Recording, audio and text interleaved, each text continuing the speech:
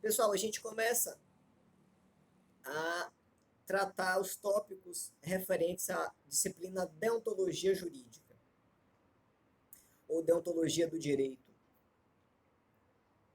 Afinal de contas, de que é que se trata deontologia? Muitas vezes a gente ouve falar sobre deontologia, algumas faculdades chamam de ética jurídica, outros de deontologia do direito, e assim por diante. Mas alguém sabe do que é que se trata essa disciplina? O que quer dizer deontologia e qual é o seu fundamento, quais são os seus elementos fundamentais?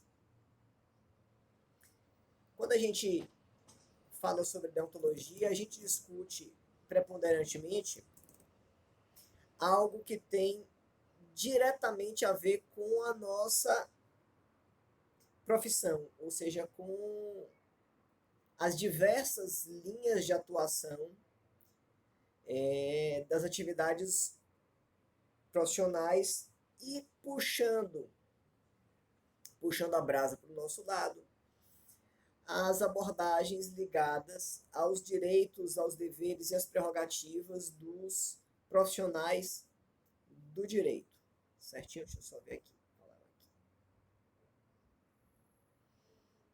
Ana, tá gravando sim, viu? É que eu gravo por um outro aplicativo, que não pelo próprio Google Meeting, mas vai ficar gravado normal, vai ser disponibilizado para vocês, viu? Pode ficar tranquilo.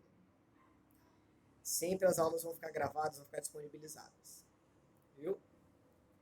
É, então, quando a gente fala sobre deontologia, a gente trata os aspectos ligados à análise dos direitos, mas sobretudo dos deveres vinculados a determinado campo do conhecimento, certo? Se a gente for analisar a própria etimologia da palavra, a própria etimologia do termo deontologia, a etimologia é o estudo da construção linguística de determinada palavra. Deontos vem de deveres, vem de obrigações, vem de atribuições que são imputadas a alguém, certo? E logia vem de estudo, vem de base sistemática de construção do conhecimento. Então, quando a gente fala sobre deontologia, nós estamos estudando o campo do conhecimento que vai discutir de forma científica, de forma sistemática, de forma concatenada, quais são os deveres, quais são as atribuições aplicadas a um determinado grupo social, certo? Essa terminologia de maneira contemporânea, ela está ligada à construção dos regulamentos de conduta atribuídos a determinadas profissões, a determinadas atividades profissionais. Então, as atividades profissionais hoje, elas contam, na sua maioria, com registros normativos que nós vamos chamar vulgarmente de códigos de ética, certo? Então, quando falamos sobre uma determinada atividade profissional, a gente vai dizer que essa atividade vai ser regulada por entidades que geralmente são os chamados conselhos profissionais, e estes vão contar com codificações que vão atribuir as limitações e os regramentos para cada uma das atividades. Então, quando a gente fala sobre a deontologia, a gente está se referindo a um conjunto normativo concatenado de regras que vão determinar como determinada profissão deve ser desenvolvida, certo? E nós temos nesse amplo universo a deontologia aplicada às profissões do direito, que é a chamada deontologia jurídica. No nosso campo de abordagem, aqui, a gente vai dar preferência para estudar a deontologia jurídica aplicada especificamente à advocacia. Por que é que a gente vai estudar especificamente a advocacia como elemento de abordagem? Porque, independente da profissão que você queira seguir na seara jurídica, salvo raríssimas exceções, você vai ter que se submeter a um exame de ordem para, ao ser aprovado, poder se inscrever como advogado. Aí você pode me dizer, bom, mas eu não tenho interesse em advogar, eu quero fazer concurso para juiz, para promotor, para defensor, eu quero fazer concurso público, eu não quero advogar. Independente de você querer ou não seguir a advocacia, você deve compreender que a maioria dos concursos públicos na área de direito são concursos que vão contar com um pré-requisito, que é você ter um tempo de atividade de advocacia ou de atividade jurídica privativa de bacharel em direito, certo? Então, direto ou indiretamente, você acabará sendo direcionado a realizar o exame de ordem e, portanto, você iniciar, pelo menos iniciar, uma carreira passando pela advocacia. Daí o nosso enfoque preponderante a os códigos vinculados à OAB, certo? Que vão ser o regulamento geral, que vão ser o estatuto da OAB e o código de ética e de disciplina da OAB, certo? Hoje vai ser uma aula um pouco mais introdutória, em que a gente vai abordar os elementos principais que a gente vai discutir, que a gente vai abordar ao longo das nossas aulas, e traçar algumas diretrizes sobre como é que vai ser como vão ser as nossas atividades avaliativas, como vão ser disponibilizados os materiais de referência para vocês acompanharem as nossas aulas, como é que vai ser o nosso esquema de abordagem das matérias e por aí vai. Certinho?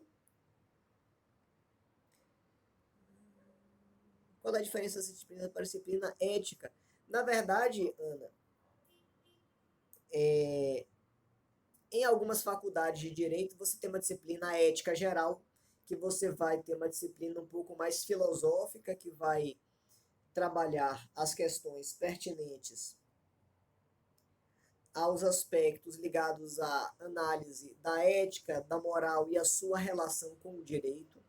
A gente vai fazer essa abordagem daqui a pouquinho. É um dos pontos introdutórios dessa matéria, é a gente entender de que maneira a ética vai se distinguir da moral e de que maneira a ética e moral vão estar atreladas ao direito. Ou seja, por que é que nós, em um curso de direito, precisamos estudar ética, certo? Então, a ética geral, como disciplina, ela vai tratar dos aspectos filosóficos, digamos assim, da ética, da atividade ética. Na deontologia jurídica, que também é chamada de ética jurídica, a gente vai estudar estes fundamentos filosóficos aplicados especificamente à nossa profissão, certo? Então a gente vai ver um pouquinho de ética geral, a gente vai começar a abordar esses tópicos na aula de hoje, mas depois a gente vai entrar em um aspecto de aplicação mais prática, no seguinte sentido: o que é que eu preciso fazer para estar em uma postura ou em uma atitude eticamente adequada em relação às prerrogativas que eu vou ter quando me tornar advogado, por exemplo. Então, embora a gente vá ter uma disciplina chamada Ética Geral, que vai falar sobre os aspectos de filosofia da ética, essa é uma disciplina mais aplicada à situação concreta, certo? Tanto é que essa é uma disciplina que é dada no 10º semestre. Por quê? Porque é uma disciplina muito mais direcionada a você entender os elementos da ética da disciplina ligadas à advocacia e você entender também a estrutura da entidade de classe que nos representa, que é a OAB, certo? Que é a Ordem dos Advogados do Brasil. Então, preponderantemente, a gente vai ter essa distinção em que a deontologia jurídica ou a ética jurídica ela vai ser uma disciplina muito mais prática, muito mais aplicada à nossa condição de advogados e ligada aos interesses da administração da nossa entidade de classe, da entidade de classe que nos representa, que é a OAB. Beleza? Tranquilo? Então vamos lá. A gente começa tratando nessa abordagem inicial sobre os aspectos que vão dizer respeito à maneira como nós devemos encarar, como nós devemos interpretar a ética como um conceito fundamentalmente filosófico. Afinal de contas, por que é que eu preciso estudar ética? E por que é que a profissão, ou por que é que as profissões de direito, elas precisam contar com um código de ética para regular a conduta dos profissionais da área jurídica? Afinal de contas, a ética ela deve estar presente em um curso de direito ou basta apenas eu dominar a técnica jurídica? É uma pergunta intrigante, mas é muito pertinente, porque afinal de contas, nós cursamos direito para aprender as bases, os fundamentos, os princípios da atividade jurídica, para aprendermos as ferramentas para colocar em prática estes fundamentos que nós internalizamos, mas, sobretudo, nós vamos ter, a partir deste momento, uma série de prerrogativas e elementos que reclamam de nós uma postura ética, uma postura correta perante a sociedade, perante a entidade que nós representamos. Porque, afinal de contas, nós trabalhamos cuidando dos direitos e dos interesses de terceiros. Afinal de contas, a ética é importante, uma postura ética, uma conduta adequada, correta, é importante para isso. Então, você vai ter muitos elementos que vão correlacionar a ética com a nossa atividade jurídica. Eu me lembro alguns anos atrás, eu era estudante de direito ainda, e Jonga, que é meu irmão que está aí assistindo a aula com a gente, Jonga é meio picareta, eu não sei se ele está assistindo ou se ele só entrou na aula e apagou a câmera e o som para fazer outra coisa. É uma possibilidade. Mas eu era estudante de direito, acho que do 7º, do 8º semestre, e ele brincando virou para mim e falou: rapaz, eu fiz administração, mas eu estou pensando em fazer direito, porque, repare, eu já sei mentir, já tenho meio caminho andado para ser advogado. Aí ficava naquela pirraça, naquela esculhambação, brincando comigo. Mas, afinal de contas, de que é que se trata a ética? De que é que se trata a postura correta do advogado? E mais, existe uma postura correta? Existe um posicionamento dito adequado para esse advogado, para esse profissional do direito? Ou ele tem liberdade de fazer o que ele quiser? Não, a verdade é relativa, então eu construo a verdade de acordo com a minha conveniência. Será que a gente tem liberdade para fazer isso?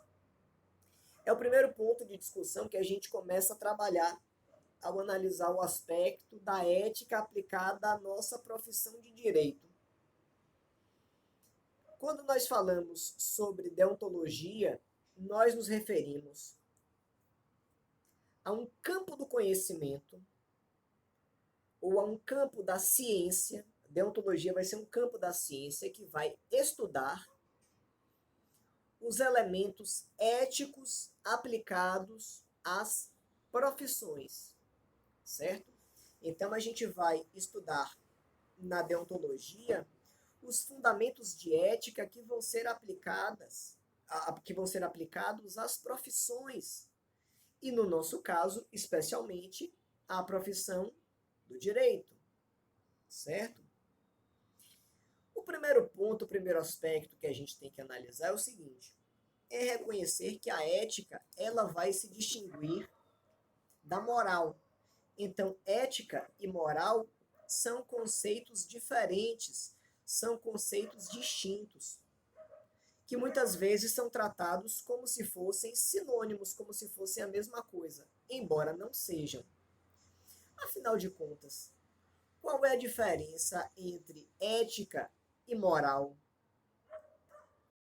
Qual é o aspecto que faz com que a ética e os parâmetros de moralidade sejam distintos, sejam diferentes? O primeiro deles é que a conduta moral e os parâmetros de moralidade, eles são muito mais facilmente modificáveis, certo?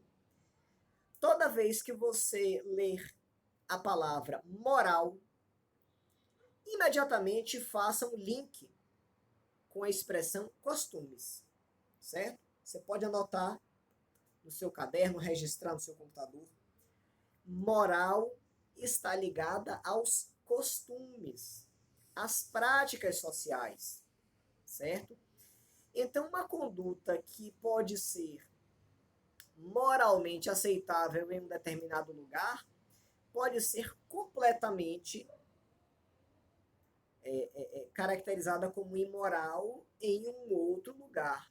Ou seja, a moralidade está ligada a um conjunto de costumes sociais de determinado grupo, em um determinado contexto social e em um determinado momento histórico, certo? Se você muda o contexto social, se você muda o momento histórico, os costumes podem variar de forma absoluta, certo? Então, por exemplo,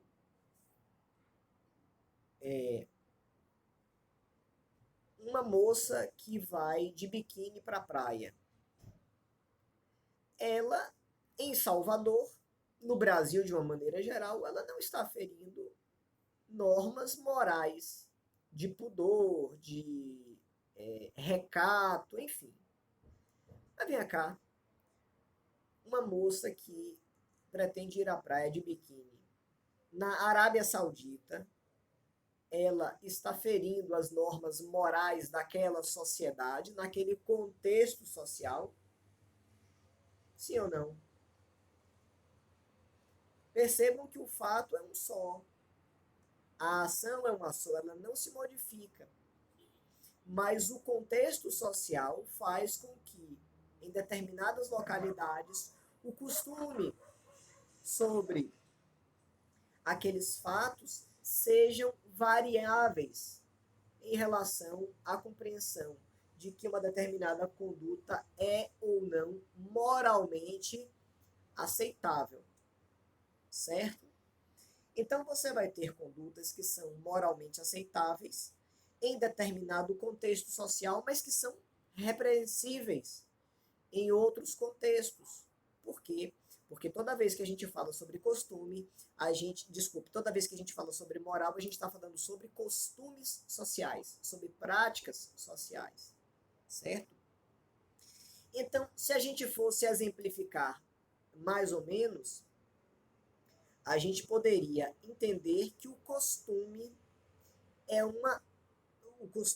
a moral são uma fotografia, de um momento histórico e de um contexto social. Para você analisar se essa conduta é ou não moral, você vai verificar qual é o contexto social e qual é o momento histórico.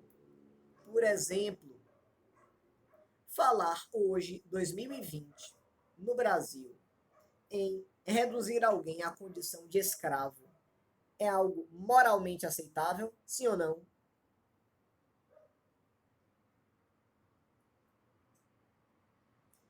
Você falar em escravidão em 2020 é algo absolutamente inaceitável, é algo que fere, sem sombra de dúvidas, a moral social. Mas olha só, será que há 300 anos atrás, na época em que havia ainda a escravidão no Brasil, será que manter alguém na condição de escravo era uma conduta moralmente repreensível?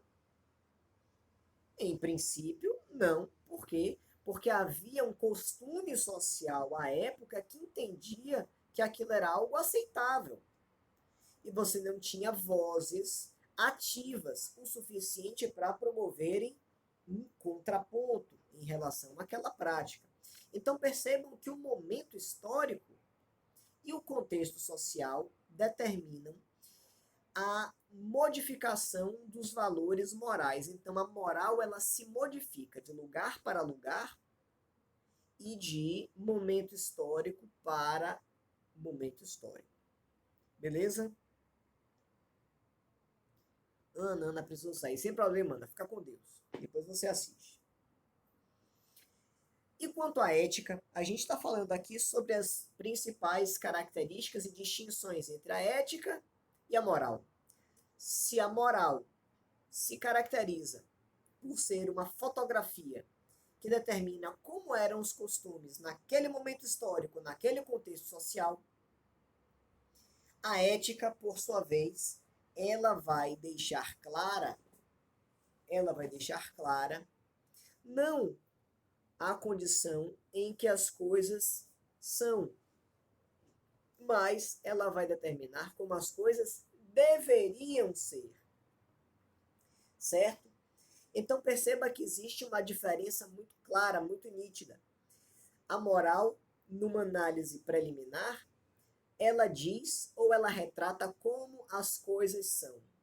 Como é que as pessoas entendem determinado aspecto da vida naquela sociedade e naquele momento histórico. Isso é moral.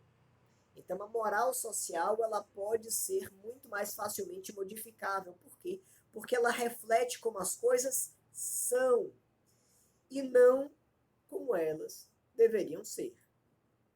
Beleza? Já a ética,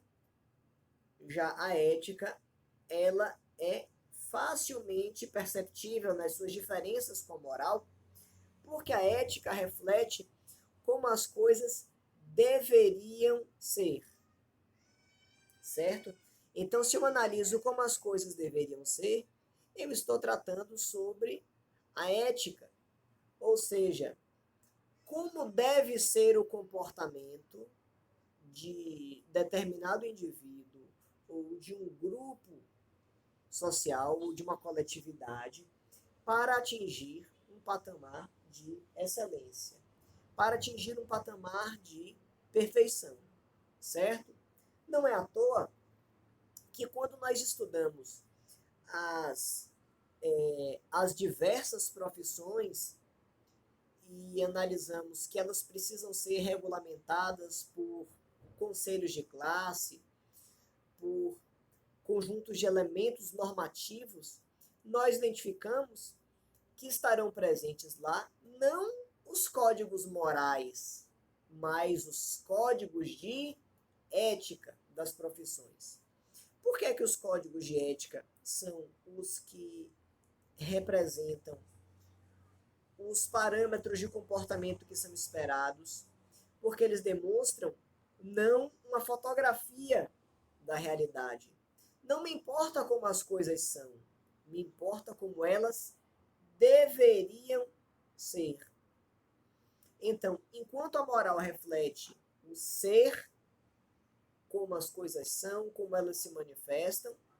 A ética vai representar um dever ser, ou seja, como é que as coisas deveriam ser para que se atingisse um patamar de excelência, de perfeição, de adequação.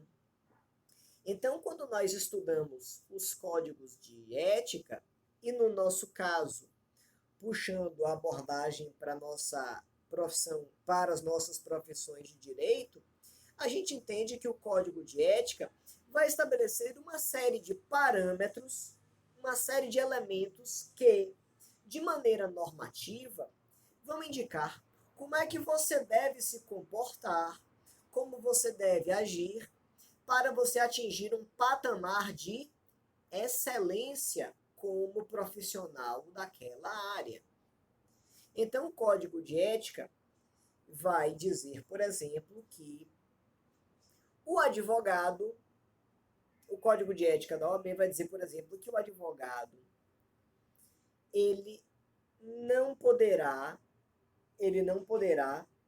realizar propagandas de forma ostensiva quanto ao seu escritório de advocacia, mas que a publicidade quanto ao escritório de advocacia deve ser sempre vinculado a algo que tem a ver com a profissão de advogado. Então, por exemplo, eu posso colocar o nome de meu escritório de advocacia em uma caneta e dar de brinde para um cliente. Não tem problema. Mas eu não posso, por exemplo, colocar um outdoor imenso propagandeando o meu escritório.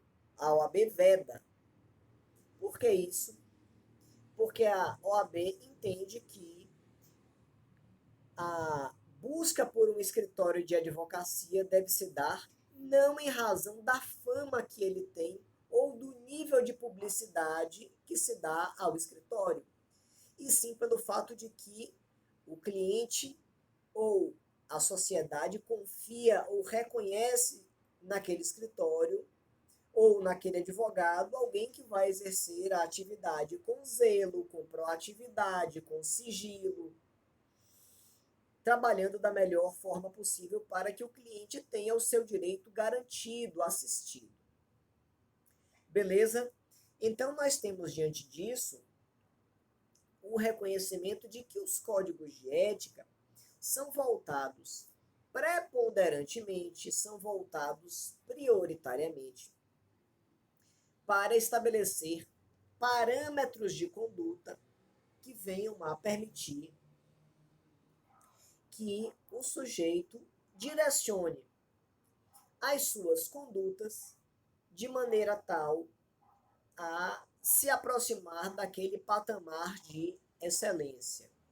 Então, se eu quero saber qual deve ser a conduta ideal esperada por um profissional da área jurídica, eu preciso procurar o código de ética daquela profissão para verificar se o sujeito está alinhado com aquilo que é determinado ou se o sujeito caminha de forma apartada daquelas determinações. Então, note que quando nós estudamos a deontologia jurídica, o que a gente está abordando, na verdade, são os parâmetros éticos ligados às profissões do direito, certo? Esses parâmetros éticos, como nós já dissemos, vão se basear, vão se fundamentar em elementos de ordem muito mais, digamos assim, muito mais estática, muito mais pétrea, muito mais fundamental do que os parâmetros morais. Por quê?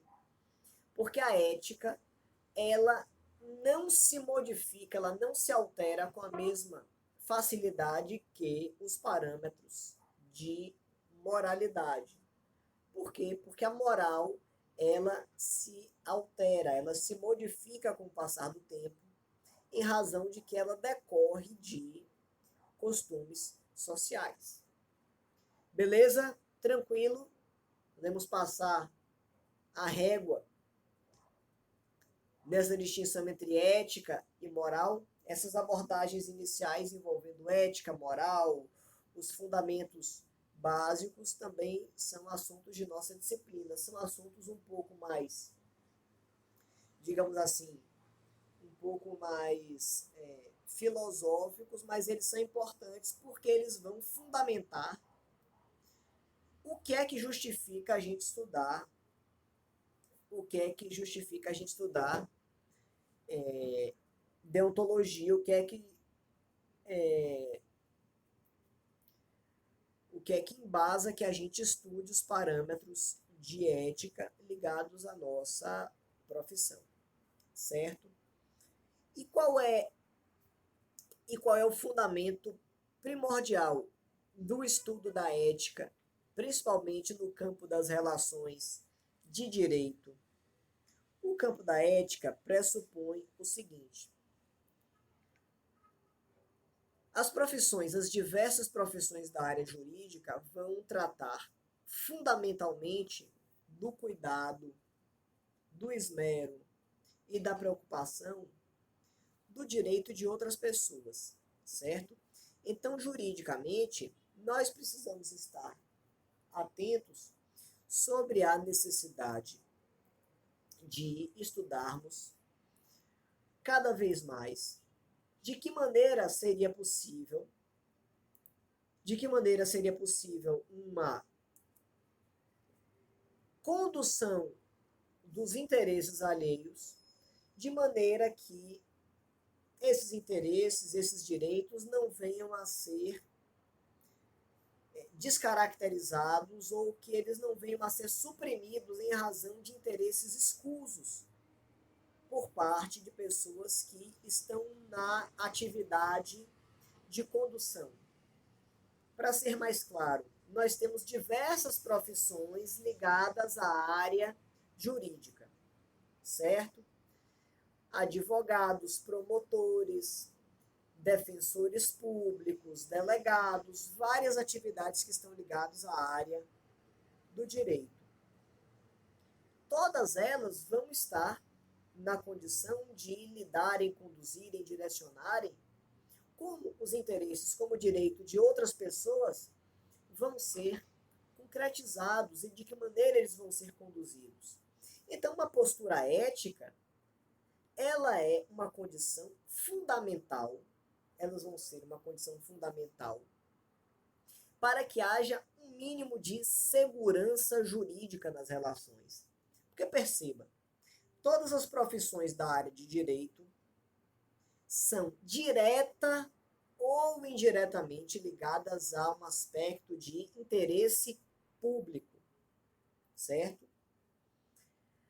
Mesmo que você seja um advogado que atue exclusivamente com demandas particulares, demandas privadas, ainda assim você vai atuar na condição de um agente que vai se manifestar no âmbito de interesses que estão ligados ao Estado.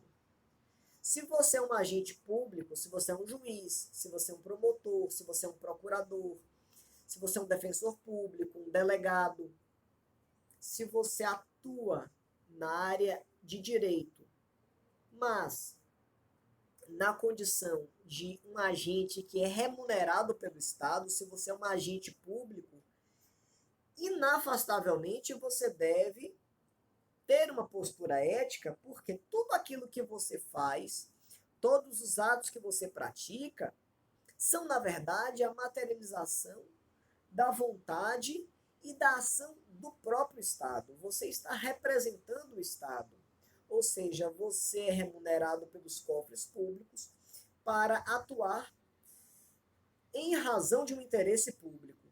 Mas mesmo quando você é advogado, você tem essa mesma responsabilidade. Sabe por quê? Porque a profissão de advogado representa, assim como a do Ministério Público e a da Defensoria Pública, como uma das chamadas funções essenciais à justiça. Dessa maneira, é necessário se reconhecer que mesmo quando você atua como advogado particular, você está atuando como uma figura que é essencial à administração da justiça, porque na maioria das vezes as pessoas só podem demandar em juízo um interesse seu, um interesse próprio, mediante a atuação de um advogado. Existem atos em uma esfera jurídica que são atos decorrentes de prerrogativas de advogados, que somente alguém que seja advogado pode praticar aquele ato, certo? Então, por mais que nós tenhamos profissões que sejam diretamente ligadas ao Estado e, portanto, existe uma clara, uma nítida, uma inequívoca vinculação com o interesse público, quem atua como advogado, da mesma maneira, vai ter esta atribuição lhe sendo imputada. Então, o sujeito vai atuar na área jurídica na condição de advogado, mas ele vai trazer consigo uma responsabilidade social de altíssimo nível. E mais, essa pessoa precisará necessariamente ter um cuidado especial com a sua postura, porque qualquer deslize ou qualquer conduta desse sujeito que não esteja alinhada com o código de ética coloca em risco a administração da justiça de uma maneira mais ampla. Por quê? Porque ele é um advogado que está representando toda uma classe e que é uma peça fundamental para que aquilo que nós chamamos de poder judiciário funcione de forma adequada, funcione de forma célere, funcione de forma honesta, funcione de maneira pertinente e resolutória para os interesses dos administrados. Beleza? Então, diante disso, a gente viu a diferença entre ética e moral, a gente viu que a deontologia jurídica é um campo da ciência, um campo do conhecimento que vai estudar os fundamentos éticos ligados às profissões de direito, e aqui especialmente a gente vai discutir os aspectos ligados à advocacia. E a gente viu agora há pouco, por fim, que existe uma relação direta entre a atividade jurídica, sobretudo a do advogado, e a sua relação com as condutas éticas. Por quê? Porque é que existe? Por uma questão de segurança jurídica, por uma questão de coerência e adequação do ordenamento jurídico, considerando o conjunto de leis existentes e do poder judiciário como instrumentos para concretizar ou assegurar o pleito a direitos dos administrados. Então, tudo isso vai estar ligado como se fossem engrenagens de um relógio. Eu preciso que o Poder Judiciário, mais os advogados, mais as partes, adotem uma postura eticamente adequada para que a engrenagem da promoção de acesso à justiça e satisfação dos interesses das partes seja alcançada. Daí a relação direta entre a ética e a atividade jurídica, especialmente a atividade dos advogados. Beleza? 100%, podemos seguir? Percebam que esses são alguns aspectos mais introdutórios em que a gente está discutindo, em que a gente está abordando, de que maneira a nossa profissão, as profissões jurídicas, digamos assim, vão se adequar aos parâmetros de ética. Deixa eu só ajeitar essa câmera aqui, só um minutinho. Pronto. Assim tá bacana. Beleza? Som e imagem 100%.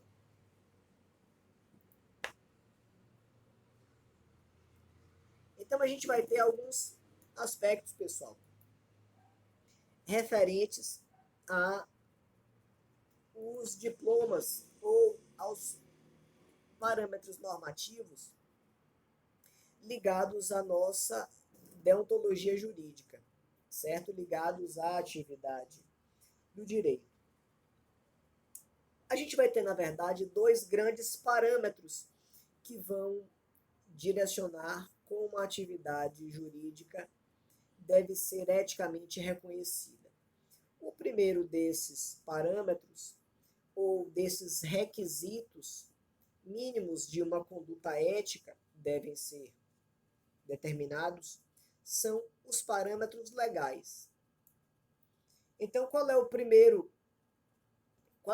requisito ou o primeiro parâmetro que deve ser observado para que alguém atue na condição de advogado? Vão ser os parâmetros legais. A gente já viu em outras oportunidades que toda vez que a gente fala sobre um parâmetro legal ou sobre um aspecto de legitimidade, nós estamos, na verdade, nos referindo aos aspectos ligados a algo que está presente na norma, certo? Então, a grosso modo, o que é que a norma jurídica fala para mim sobre os requisitos para que eu possa atuar na condição de advogado ou que eu possa pleitear atuar nessa condição de advogado? Os parâmetros legais são os requisitos que me são impostos, certo? O primordial desses requisitos legais é um diploma de graduação em direito, certo? O sujeito que não é bacharel em direito, ele pode advogar? Não pode. Por quê? Porque uma das condições preponderantes, fundamentais para o sujeito estar na condição de advogado é ele ser previamente um bacharel em direito. Isso já se encontra há bastante tempo regulamentado em razão de legislação federal, certo? Antigamente você tinha um grau de liberdade muito mais amplo. Você tinha pessoas que atuavam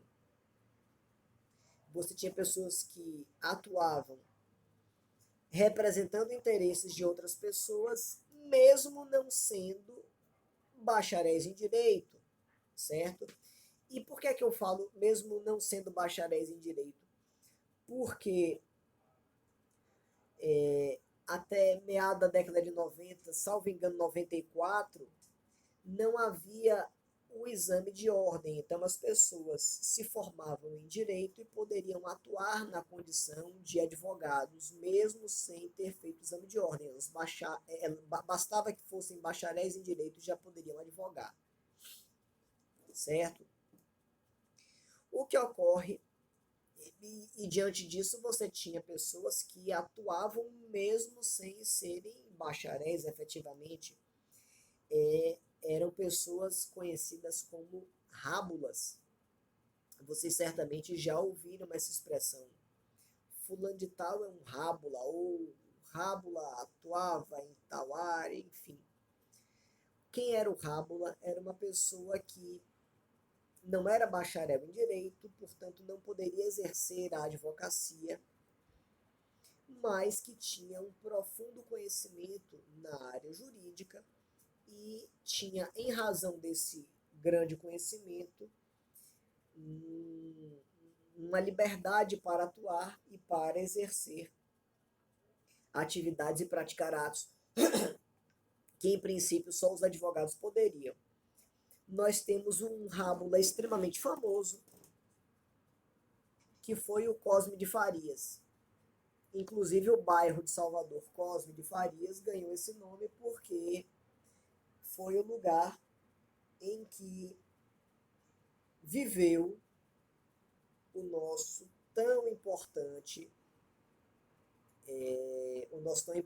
Rábula, que era uma pessoa que não tinha conhecimento na área de direito, que não era bacharel em direito, mas que tinha um profundo conhecimento jurídico, certo? Atualmente, para a pessoa ser advogado, para atuar na condição de advogado, é condição indispensável que o sujeito previamente seja graduado em direito. Esse requisito legal vai pressupor que o sujeito detém duas capacidades.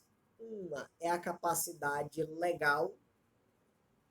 Essa capacidade legal está atrelada à legitimidade de o sujeito atuar como advogado, estando amparado por expressa previsão legal, ou seja, você tem uma lei que determina que o diploma de bacharel em direito é uma condição indispensável para que o sujeito possa exercer a advocacia, entre outros, mas o diploma é uma condição indispensável.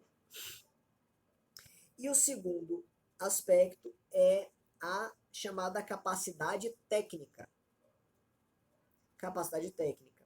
Eu não posso simplesmente permitir ou conceber que alguém venha a atuar na área de direito e exercer a advocacia, sendo que essa pessoa não é habilitada tecnicamente para exercer essa atividade, certo?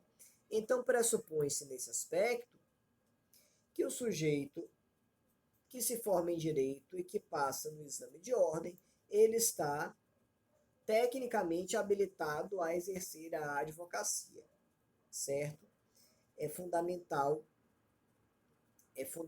que o sujeito exerça a advocacia com esmero, com capacidade técnica. É por isso que o aluno passa por diversos semestres na faculdade para ir se lapidando, ir aprendendo coisas novas ligadas à sua profissão, certo? Então, esses parâmetros que são impostos para os estudantes de direito são o aspecto que vai lapidar este sujeito de maneira tal que ele vá se qualificando tecnicamente para exercer a atividade jurídica. Então, só retornando, dentre os requisitos legais, nós vamos ter o diploma de graduação em direito e vamos ter o aspecto da capacidade técnica e da capacidade legal. A capacidade legal é a coerência, a correspondência entre o pressuposto que a lei impõe, e a capacidade técnica vai ser o conjunto de conhecimentos que o sujeito tem agregado para poder defender o interesse de terceiros, de outras pessoas. Beleza? Maravilha? Quem tomar um gole dessa caneca aqui vai estar praticamente passado na matéria, viu? É só um aviso. Quem não tem ainda uma caneca do Bahia, providencie rapidamente para assegurar a sua aprovação. Mas olha só, para além dos aspectos legais, nós vamos ter os aspectos pessoais, certo? Os aspectos legais são aqueles impostos pela lei, pela legislação, eles estão todos previstos na norma jurídica. Então, para o sujeito exercer a advocacia, ele vai contar com uma série de elementos, uma série de parâmetros que são estabelecidos pela lei e que podem, olha só, e que podem ser aferíveis, verificados pela lei. São critérios, digamos assim, mais objetivos. Os parâmetros, os requisitos legais, eles são todos observáveis de forma objetiva. Então, por exemplo, eu tenho como saber se o sujeito pode ou não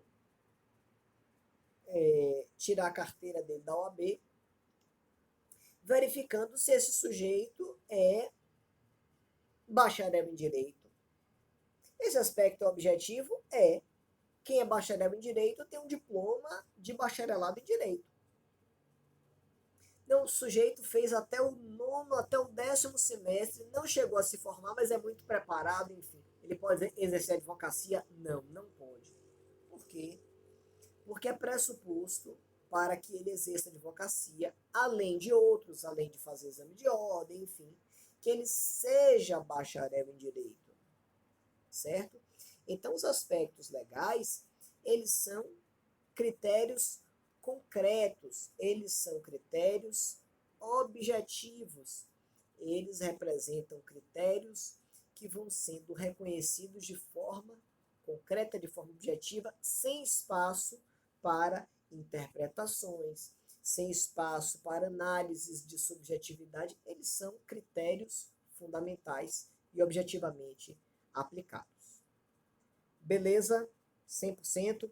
Mas a gente vai ter também os chamados requisitos pessoais. Quais são esses requisitos pessoais? São requisitos que são imputados sob o fundamento da subjetividade, que denotam elementos que vão ser aferíveis ou que vão ser reconhecidos na subjetividade do sujeito, ou seja, naquilo que não está prescrito em lei, mas que você espera, certo? Os pessoais, então, são os fundamentos que não estão ligados à legislação, mas que não deixam de ser algo que seja esperado pela sociedade, pelo corpo coletivo, certo? Isso foi algo que foi conversado com vocês, provavelmente nos primeiros semestres, no primeiro, no segundo semestre da faculdade, sobre o que é que motiva e o que é que fundamenta vocês fazerem um curso de direito, mas, sobretudo, o que é esperado em relação a cada um de vocês, pelo fato de vocês serem estudantes, futuros bacharéis em direito. Notem, pressupõe-se que o estudante de direito e que o bacharel em direito seja uma pessoa que tenha interesse pela leitura, seja uma pessoa que tenha um arcabouço de conhecimentos gerais amplo, ou seja, pressupõe-se que o sujeito tenha noções básicas de história, de geografia, de língua portuguesa, de conhecimentos gerais. É algo que extrapola o conhecimento estritamente jurídico, que vai mais além. Então, uma pessoa que consulta um advogado, ela espera estar diante de um indivíduo que tenha um conhecimento de vida, que tenha conhecimentos gerais, que busque e que tenha apego pela leitura, pela informação, que se mantenha atualizada. Então, esses são aspectos de natureza pessoal, certo? Além desses aspectos básicos de natureza pessoal, que se referem a fatores ligados ao intelecto, fatores ligados à compreensão do sujeito em relação à realidade que lhe cerca, nós temos que esse estudante de direito e esse futuro bacharel em direito, ele deve ter consigo uma série de parâmetros eticamente consolidados que vão permitir que ele venha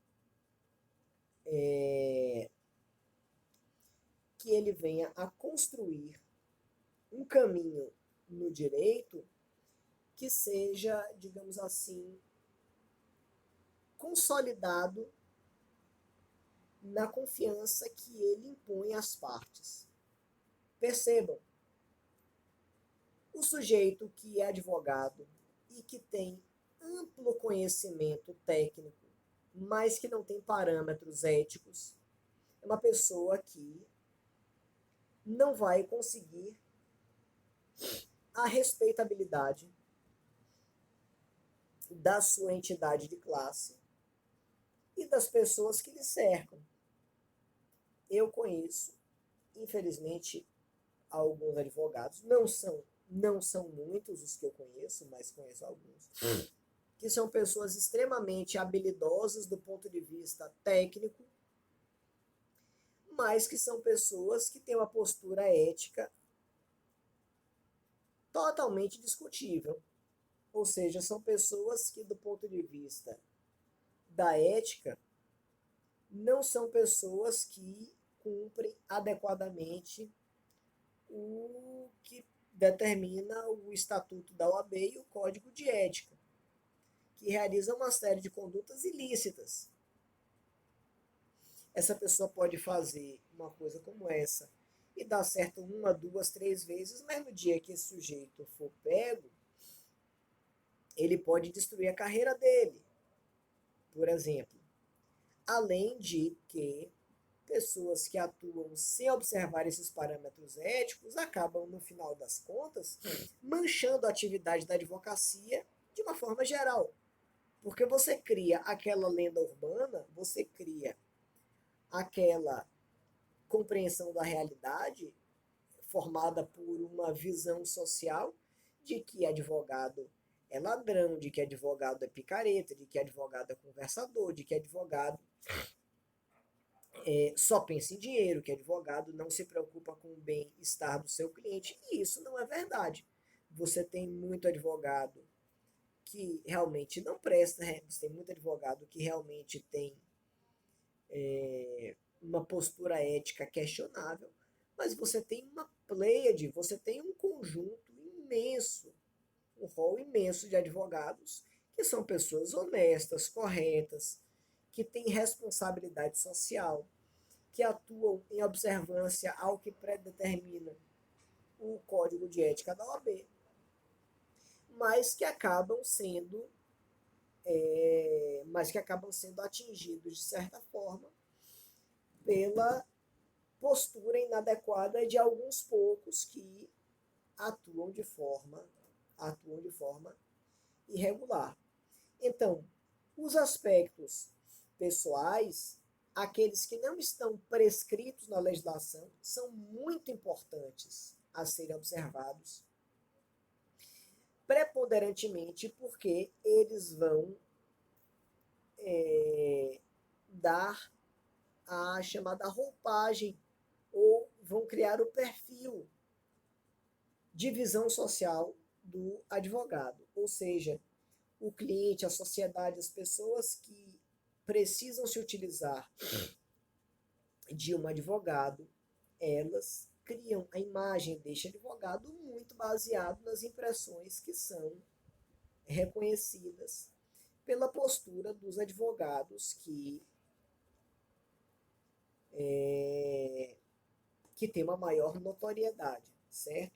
Então, daí ser extremamente importante que o advogado se preocupe não apenas com os parâmetros ou com os requisitos legais, ou seja, com aquilo que está prescrito na lei como algo necessário à conduta dele, mas, sobretudo, aos aspectos de ordem pessoal. Ou seja, em razão do caráter pessoal do sujeito, o que é que ele deve fazer para estar na condição, de alguém que é um exemplo ou que segue aquilo que preceitua a Ordem dos Advogados como entidade de classe. A importância da atividade da advocacia é tamanha que você vai ter uma atividade regulada por um conselho de classe que conta com previsão constitucional. Então, a OAB, ela tem uma importância institucional muito grande, ela tem uma relevância muito significativa e a profissão de advogado é uma profissão que encontra as bases da sua própria regulamentação estabelecidas na nossa Constituição Federal, certo? Então, é uma profissão que vai encontrar como parâmetro fundamental a prescrição na Constituição, e a relevância da sua atividade ao longo da própria construção da democracia no Estado brasileiro. Então, a advocacia, ao longo dessas décadas, tem na OAB um parâmetro. Só um minutinho.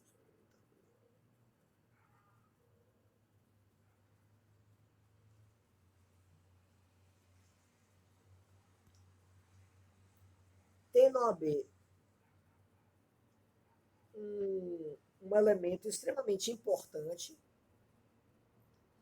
no sentido de atribuir um parâmetro de confiabilidade, de segurança, sendo que todas as vezes que houve situações de discussão quanto aos rumos da democracia no Brasil, a OAB sempre se manifestou. Algumas vezes adotando posicionamentos que determinados grupos, que contraria determinados grupos, outras vezes se posicionando de forma a agradar esses outros grupos. Mas, independente de agradar A, B ou C, ou de haver uma concordância neste ou naquele sentido, a OAB sempre tem tido uma postura muito ativa e muito atuante nesses aspectos. Então, de uma maneira geral, é algo muito louvável que nós estejamos caminhando para fazer parte de uma entidade que tem um poder, uma relevância tão grande e que traz para nós, na condição, desde bacharéis em direito, desde estudantes de direito até mesmo advogados, uma proteção muito significativa. Aí você poderia pensar, poxa, mas eu não tenho nenhuma relação com a OAB ainda, eu sou apenas um estudante de direito, sequer sou estagiário cadastrado, vinculado à OAB.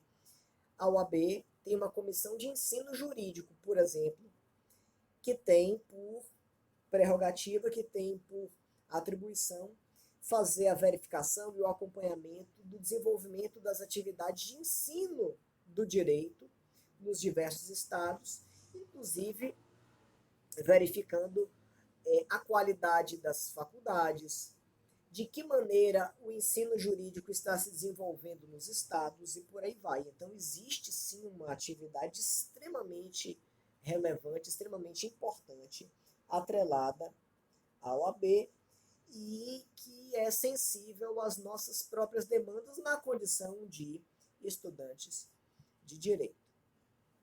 Beleza? Então, a gente vai ter, do ponto de vista institucional, aspectos de extrema importância, de extrema relevância vinculados à OAB e à atividade da advocacia de uma maneira geral. Beleza? Pessoal,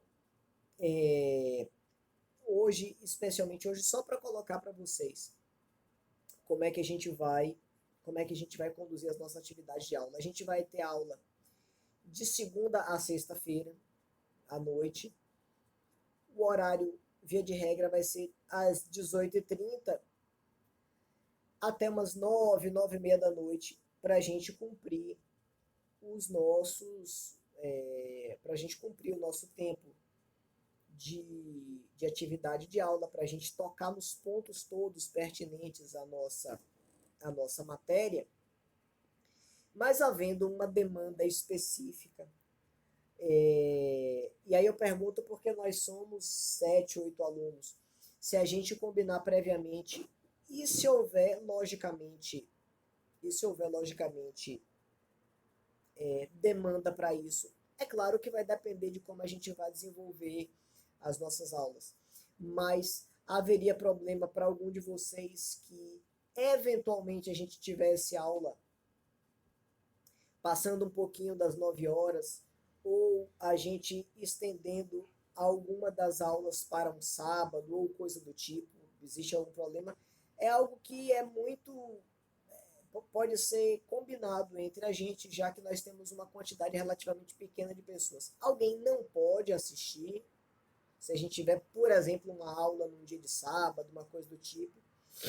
Eu digo porque, em princípio, as nossas aulas vão ser às 18h30 e vamos até às 9, 9h30, mais ou menos. O horário oficial efetivo é até às 9h30. Mas, dependendo do desenvolvimento da nossa aula, a gente pode ter ela até às 9 horas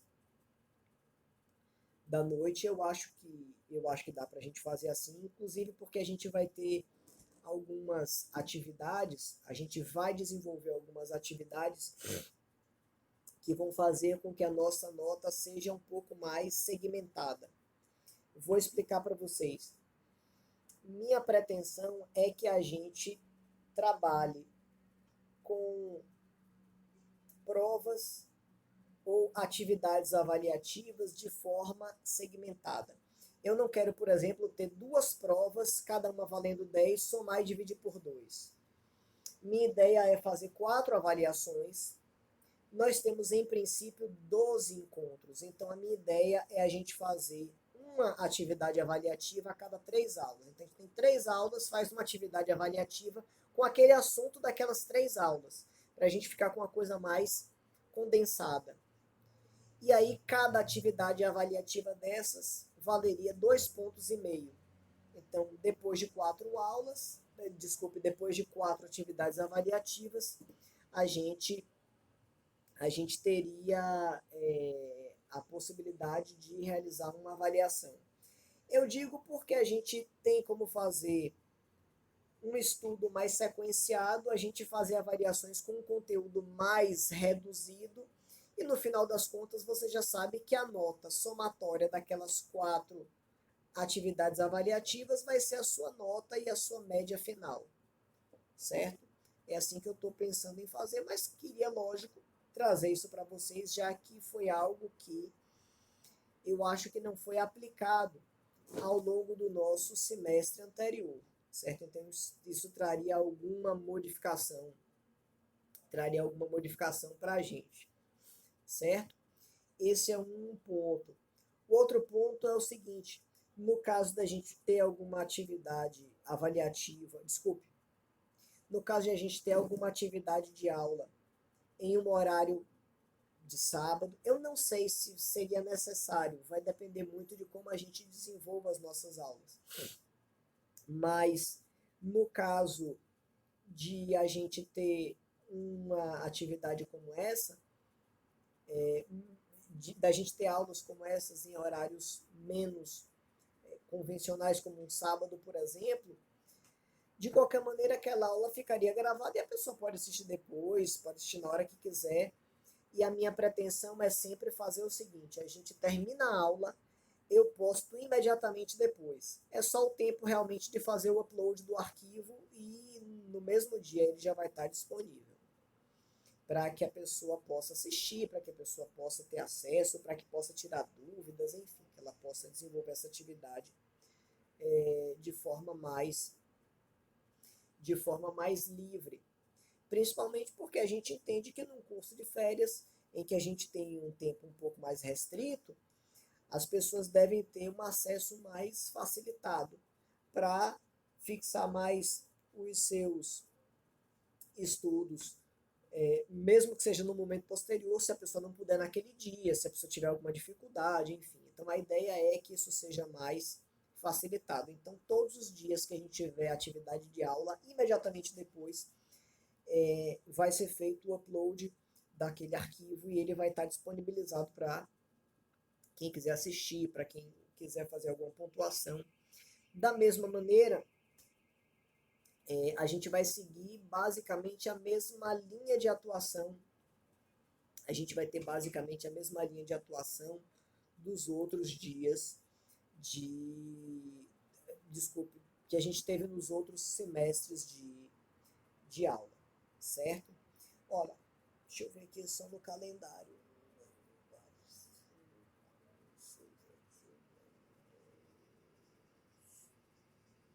Provavelmente, o nosso último dia de aula deve ser o dia 24 ou dia 25. Dia 25 cai num sábado. Ou 24 ou 25 seria o nosso último dia de aula. Isso já contando as atividades de aula e também as atividades avaliativas. Porque o que é que eu estou pensando em fazer? É claro que vai depender do desenvolvimento da nossa aula. Quem pegou disciplina comigo o semestre passado viu que a gente, principalmente no final, a gente estava realizando as atividades convencionais de aulas, mas as atividades avaliativas muitas vezes eram aplicadas depois do horário de aula. Então a gente, por exemplo, tinha a aula e depois da aula, isso fez principalmente na V3, depois da aula a gente deixava a avaliação e a avaliação ficava disponível por 24 horas para o pessoal responder, devolver para mim. Vai ser tudo através do sistema do Google Classroom, como vocês já tiveram a oportunidade de fazer no semestre passado, certo?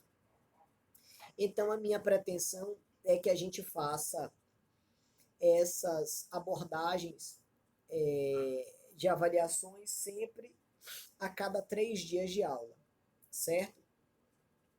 A aula de hoje, preste atenção, a aula de hoje, a gente vai encerrar daqui a pouquinho, eu vou ter uma demanda e a gente não vai seguir mais adiante hoje e amanhã, que eu vou encerrar às 8h30, vai ser também um pouquinho mais cedo. Nos demais dias a gente tem o horário normal, o horário regular, e eu vou postar alguns materiais para vocês irem acompanhando as aulas, que vão facilitar muito o nosso estudo. Então, daqui a pouquinho, quando a gente terminar, eu vou fazer a postagem de materiais no próprio Google Class, que vão ser as legislações que eu quero que vocês tenham para fazer o acompanhamento, que vão ser o Estatuto da OAB e o Código de Ética e Disciplina da OAB. Então, a gente vai ter o Estatuto da OAB, o Código de Ética e Disciplina da OAB, e eu vou postar também um texto especificamente falando sobre a teoria geral da deontologia jurídica, que foi o aspecto introdutório que a gente discutiu hoje. As relações entre ética, moral, as vinculações entre as atividades jurídicas e as abordagens ligadas a regramentos de ética e de moral também atrelados à OAB. Então, tudo isso vai ser analisado em um arquivo que eu vou disponibilizar também para vocês como fundamento de estudo, certo?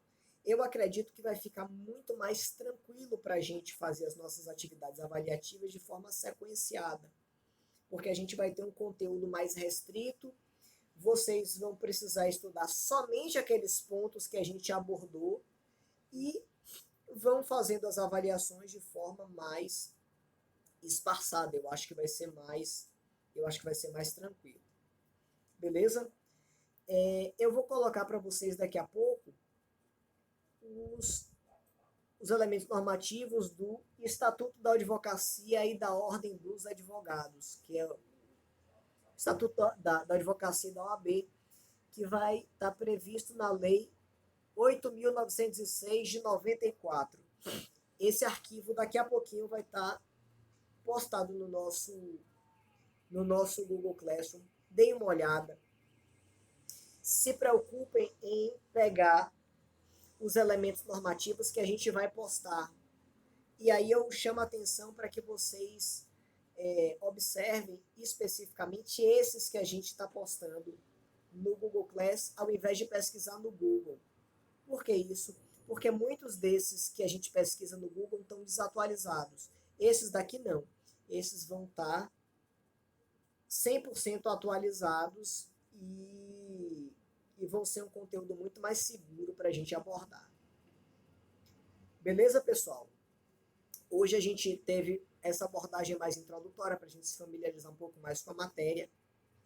Eu vou postar daqui a pouquinho os materiais de apoio e essas abordagens de hoje vão estar daqui a pouquinho também disponibilizadas no nosso Google Class. Eu vou fazer o upload disso para o YouTube e vai estar também disponível para a gente fazer o acompanhamento. Beleza? Tem alguém aqui que não foi meu aluno no semestre passado? Algum dos que estão presentes não pegou matéria comigo no semestre passado?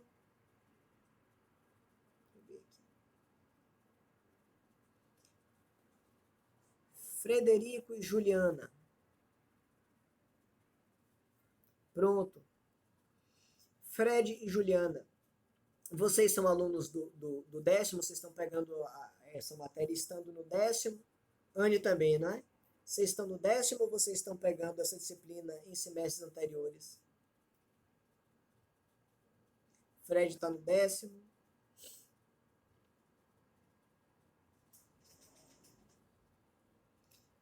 Décimo e quinto, ótimo, sem problema. Para Fred, especialmente quando a gente tiver, Fred, já na nossa reta final, você que provavelmente não vai demorar para fazer seu exame de ordem, à medida que a gente for tocando em alguns pontos, eu vou sinalizando aspectos que são especialmente importantes para você estudar e para você se preparar para o exame de ordem. Existem algumas questões que são mais cobradas na OAB que dão uma certa preferência para determinados temas. É lógico que tudo é importante, mas quando a gente trabalhar com esses pontos, eu vou sinalizando para você grifar com o seu marca-texto ou você chamar atenção no seu estudo sobre pontos que são muito importantes para você se focar, já que essa é uma disciplina que cai no exame de ordem e que reclama uma abordagem mais atenciosa para alguns tópicos, embora tudo seja muito importante. Mas vocês vão ver que é uma disciplina muito tranquila de ser abordada, é uma disciplina muito interessante porque a gente está estudando aspectos bem práticos da nossa atividade profissional e eu tenho certeza de que vai ser um período bem bacana, bem interessante de aprendizado para a gente. Beleza? Então, para aqueles que não foram alunos meus no semestre passado, qualquer dúvida que vocês tenham em relação a aspectos específicos da nossa matéria, você pode mandar um e-mail para mim que eu recebo imediatamente. jorge.amado@fbb.br. Eu vou colocar aqui, só um minutinho. jorge.amado@fbb.br.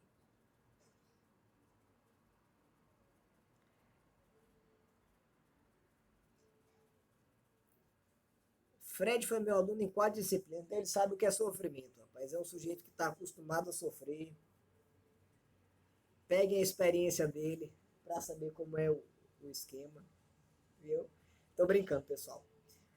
Qualquer dúvida, qualquer aspecto que vocês tenham em relação à questão de nota de avaliação, de metodologia, vocês podem mandar um e-mail para mim, que eu vejo e respondo o e-mail. Chega a notificação para mim na hora, eu já verifico.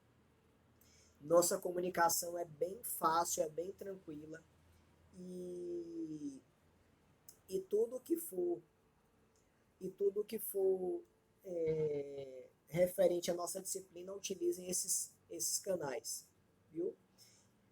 Juliana, eu estou dando aula no segundo semestre e no décimo. No segundo semestre eu dou Teoria Geral do Direito Civil e no décimo eu dou Direito Internacional e Mediação e Arbitragem. E estou dando esse curso de férias de deontologia, que é uma disciplina do décimo, mas que eu não dou essa matéria no semestre regular. Viu? Pessoal, então fiquem com Deus, a gente vai se falando. O que vocês tiverem de dúvida, mandem para mim. Eu vou postar uma série de conteúdos e de materiais de hoje para amanhã. E amanhã às 18h30. E amanhã às 18h30 a gente se encontra novamente para continuar a abordagem. Só para pontuar para vocês, amanhã a gente começa já atacando o Estatuto da Advocacia, o Estatuto da OAB, que vai ser a Lei 8.906 de 94. Eu vou postar esse conteúdo hoje ainda no Google Classroom, vai ser um arquivo em PDF, e aí vocês já podem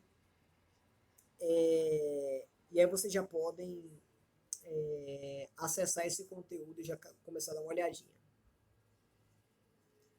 Fred já fez eleitoral também, curso de férias, pois é. Fred é meu fã, rapaz, tá vendo? Fred é tricolor de aço igual a mim, rapaz, por isso que ele me segue. Beleza? Você não é Vitória, você acha que você é Vitória. Na verdade, você é torcedor do Bahia, mas você está em um processo evolutivo. Cada pessoa evolui com o seu tempo adequado. Vai chegar o momento, fique tranquilo. Beleza, pessoal? Então, nos vemos amanhã às 18h30. Fiquem com Deus, viu? E dê uma olhadinha mais tarde